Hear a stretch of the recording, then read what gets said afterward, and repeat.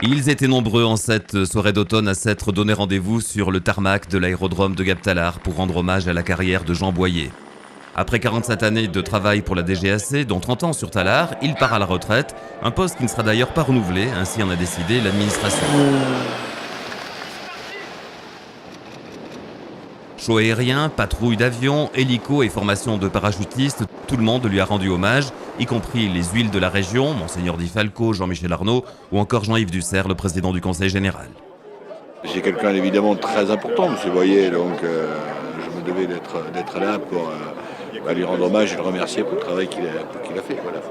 J'appelle Christian Cadot. Alors l'émotion était bien sûr au rendez-vous à l'image de ce moment où, après s'être crêpé le chignon pendant une bonne trentaine d'années, les deux figures emblématiques de l'aérodrome, Kiki Cadot et Jean Boyer, ont signé la paix des braves et enterré l'âge de guerre.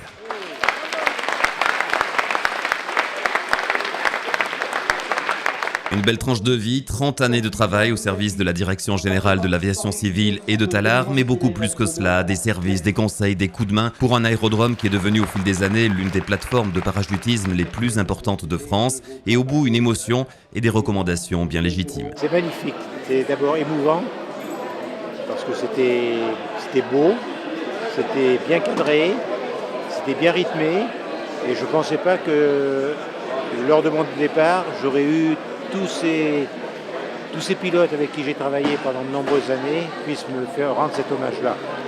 J'étais une antenne avancée de la DGAC ici, dans le département du 05.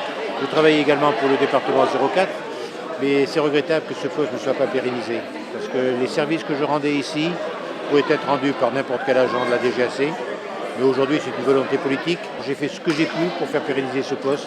Je n'ai pas été entendu, je le regrette vivement, et je regrette qu'aujourd'hui, pour une opération qui prenait 10 minutes, eh bien, des personnes soient obligées de passer une demi-journée pour faire la même chose à 300 ou à 400 km d'ici.